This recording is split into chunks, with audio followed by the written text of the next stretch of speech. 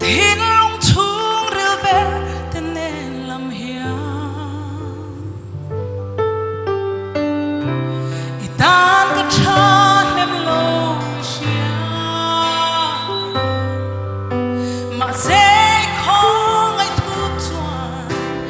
mình ai phal một xíu cả phố ta rô rêu mà chông roa lâu đi cả ní xia anh kim mi xia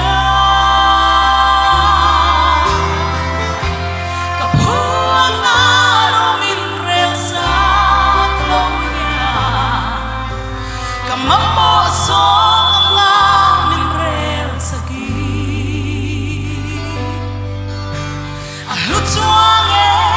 cả ta đi không ai na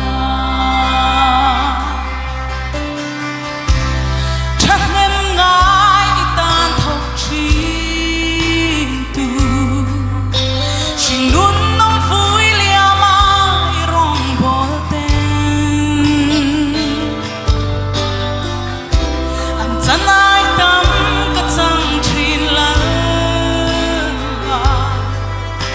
i không ai na mặc ta hiền mình chút rual mấy lâu đi cả phố ta rô rêu mà chông roa lâu đi cả ní xia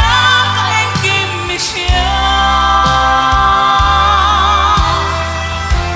cả phố ngã rô min rêu sa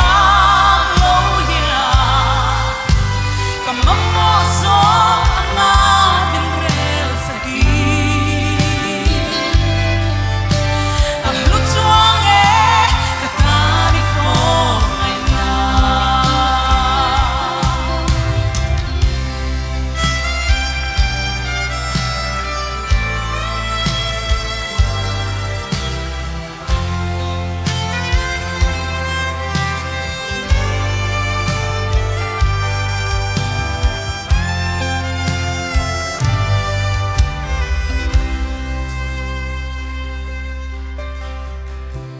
thì mai tur khen bé xoam măng ca i ta đã trắng cài đó lâu hay lâu mà sẽ không ai thu cả lâu i tiếng khắp ba đã tiếc su chân đắm như chua phật lâu cả phố ta rô rêu mà chông roa lâu đi cả ní xia cả anh kim mi xia cả phố ngã rô min rêu sa lâu nhà cả mắm mô sông ngã min rêu sa gi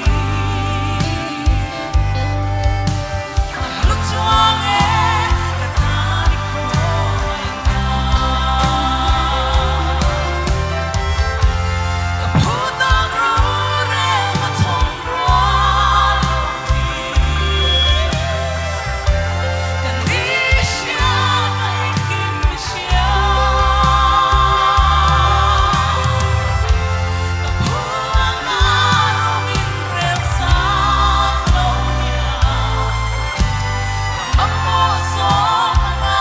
min rêu sa gi lúc chuang nghe cả ta đi không ai na cả mắm mô sông ngã min rêu sa gi